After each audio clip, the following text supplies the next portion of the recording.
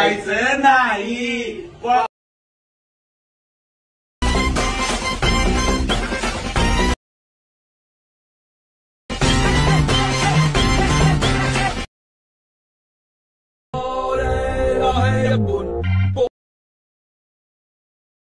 खोट बोलायचं नाही.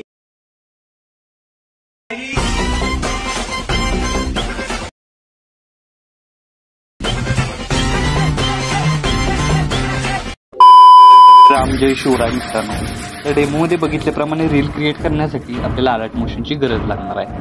सगळ्यात पहिल्यांदा अलर्ट मोशन ओपन करून घेतल्यानंतर आपल्या प्रोजेक्टमध्ये यायचं. आता प्रोजेक्ट्समध्ये आल्यानंतर सगळ्यात पहिल्यांदा बीटमार्क प्रीसेट आणि शेकी प्रीसेट इनपुट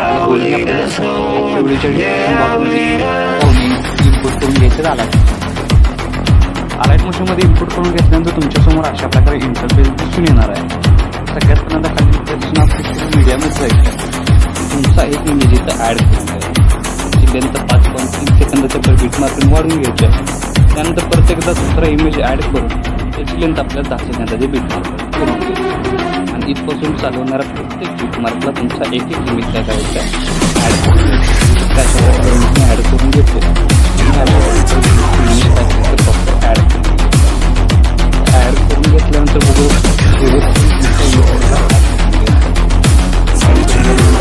कसं कॉम्बिनेशन तुम्हाला व्हिडिओमध्ये दिसून येणार आहे. आता इमेज ॲड केल्यानंतर इमेज करण्यासाठी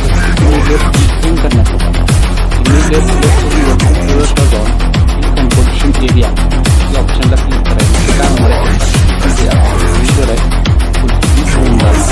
अशाच प्रकारे काय करायचं आहे, एवढे इमेज ॲड केलेले इमेजला करून घ्यायचं. अशा प्रकारे इमेज करून घेतो.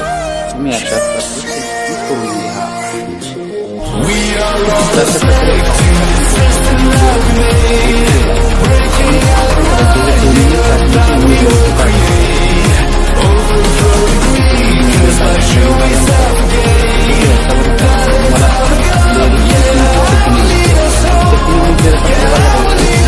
ब्लेंडिंग मध्ये जाऊन याची जी ऑपॉर्च्युनिटी आहे त्याला 50% करून घ्यायचं.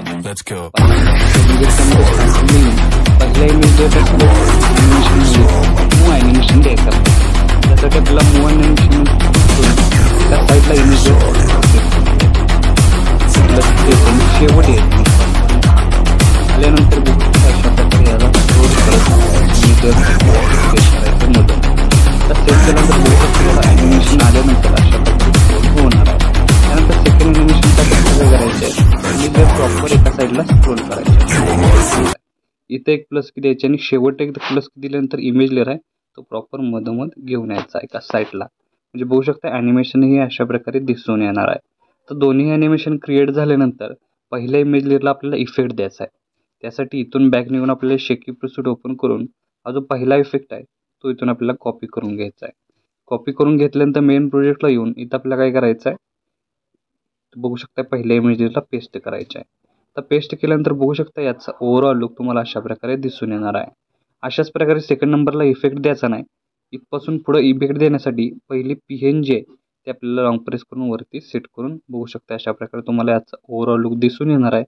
आता या इमेज लेअरला इफेक्ट देण्यासाठी इथून बॅक निघून शेकी प्रीसेट ओपन करून घ्यायचा आहे. आणि हा जो सेकंड नंबरचा इफेक्ट आहे तो इथून आपल्याला कॉपी करून घ्यायचा आहे. फक्त इफेक्ट देताना काय करायचं आहे की स्टार्टिंगचा 3 इमेज आपल्याला इफेक्ट द्यायचा आहे. 3 इमेज म्हणजे बघू शकता पहिला, त्यानंतर बघू शकता सेकंड नंबर आणि थर्ड नंबर. तर 3 इमेज लेअर दिल्यानंतर एक इमेज मध्ये सोडून लगेच परत एकदा 3 इमेज लेअर आपल्याला प्रॉपर द्यायचे. म्हणजे प्रत्येक 3 इमेज लेअरमध्ये एक इमेज लेअर आपल्याला इफेक्ट द्यायचा नाही. म्हणजे याचं युनिक असं कॉम्बिनेशन आपल्याला दिसून येणार आहे.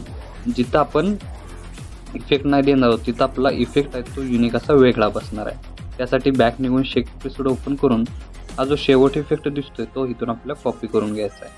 कॉपी करून घेतल्यानंतर मेन प्रोजेक्टला येऊन इथं आपल्याला काय करायचं आहे, जिथं आपण इमेज लेअर प्रॉपर सोडलेला आहे त्या इमेज लेअर सुद्धा अप्लाय करायचं आहे. तर 11.29 त्यानंतर बघू शकता इथं आपल्याला काय करायचं आहे 14.19 या इमेज लेअरला अप्लाय करायचं आहे. अशा प्रकारे जो आपल्याला शेवट राहिलेला आहे त्या इमेज लेअर आणि शेवट 17.9. तर इफेक्ट पेस्ट केल्यानंतर याचा स्टार्टिंगपासून ओव्हरऑल लुक तुम्हाला अशा प्रकारे दिसून येणार आहे. तर आपला स्टेटस आहे तो इथं क्रिएट झालेला आहे. तर याला सेव्ह करण्यासाठी वरती ॲरो चिन्ह एकदा क्लिक करायचं आहे. क्लिक केल्यानंतर व्हिडिओज ऑप्शन सिलेक्ट करून एक्सपोर्टवर क्लिक करायचं आहे. अशा प्रकारे आपला स्टेटस आहे तो HD मध्ये सेव्ह होऊन जाईल. तर आजच्या व्हिडिओमध्ये एवढंच मित्रांनो, भेटूया आपल्या पुढच्या व्हिडिओमध्ये.